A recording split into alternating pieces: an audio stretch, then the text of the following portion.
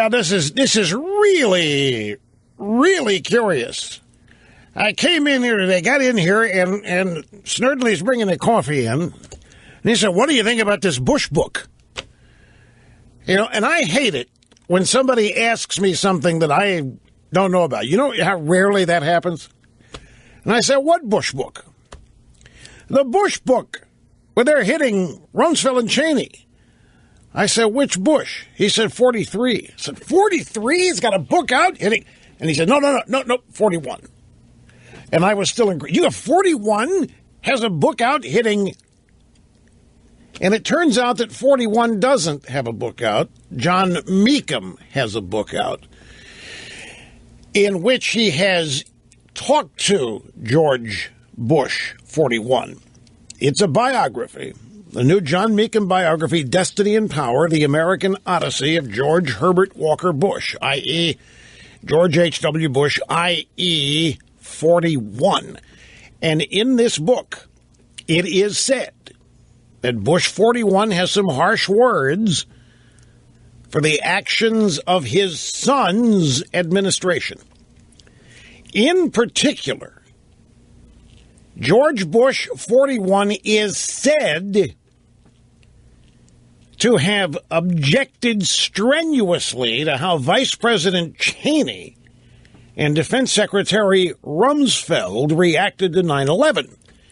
He feels that they were too hawkish, that they took a harsh, inflexible stance that tarnished America's reputation around the world. Now, forgive me, folks, but I'm not aware of any Republican using that language.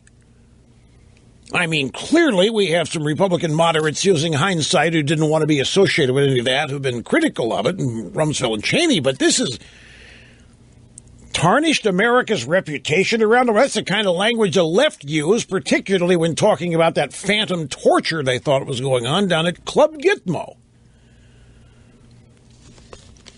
For crying out loud, George H.W. Bush, this is a guy. This is really hard. I mean, I know things. I'm incredulous here. I don't know how this even happened. But this is the same George H.W. Bush that can't say one bad thing about Bill Clinton or Barack Obama. And we're launching on Cheney and Rumsfeld here in a biography, Destiny and Power, The American Odyssey of George Herbert Walker Bush. And Bush is quoted, and it makes sense, it's his biography, as written by John Meekum. Meekum used to be at, Newsweek? Yeah, John Meekum, long on Newsweek, man. He's part of the Howard Feynman cabal over there at Newsweek and Gloria Borger and that bunch. I think it might not, wasn't U.S. News, it might have been, but I know it wasn't Time. Anyway, here's the quote. I don't know. He just became, this is H.W. speaking, Bush 41, to Meekum, the author. I don't know. He just became very hardline and very different from the Dick Cheney I knew and worked with. The reaction to 9/11, what to do about the Middle East, just iron ass. His seeming knuckling under to the real hard-charging guys who want to fight about everything, use force to get our way in the Middle East. And that's what he said about Cheney's even harder on Rumsfeld. Rumsfeld, quote, I don't like what he did, and I think it hurt the president, his son. I've never been that close to him anyway. There's a lack of humility, a lack of seeing what the other guy thinks. He's more kick-ass and take names, take numbers. And I think he paid a price for that. Rumsfeld was an arrogant fellow. Now, meanwhile, Jeb Bush, devoted and trusted son of 41, is running around, running for president, telling everybody his brother, and that would mean Rumsfeld and Cheney, kept us safe.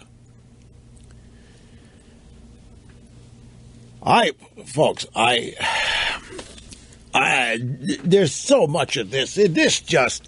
A lot of this doesn't pass the smell test. In ways that I cannot divulge, I have smelled things. I just can't. But this doesn't seem Yeah, he's the former editor-in-chief of Newsweek. This just, it doesn't compute, folks. I'm sorry. I wish I could go further. I can't. It's called discretion, secrecy, promises, and so forth. But it doesn't wash here for me. But let's say it's true.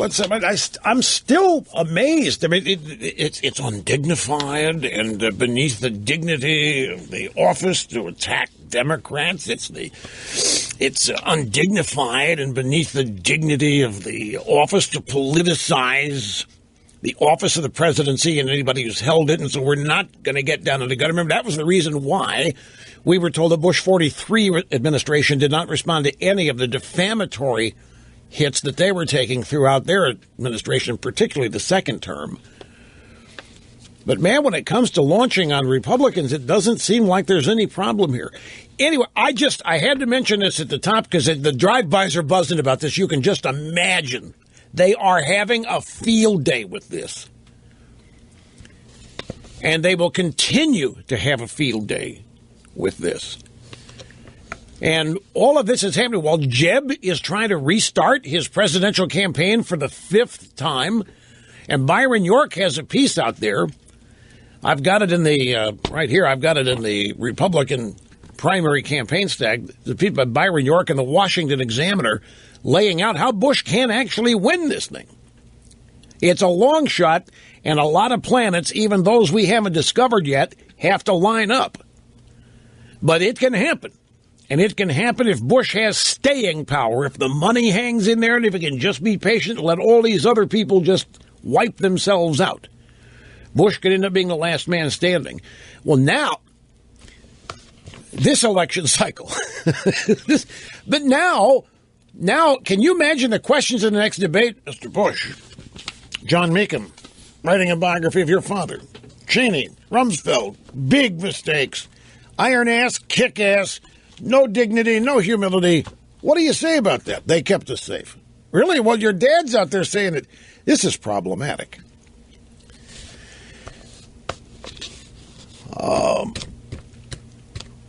I know that there has been no reluctance on the part of some in the Bush family to criticize Reagan when they were both running for the presidency. So it does seem like that hitting Democrats is just something that's undignified. We're not going to go there, but we can criticize and hit people on our own side of the aisle.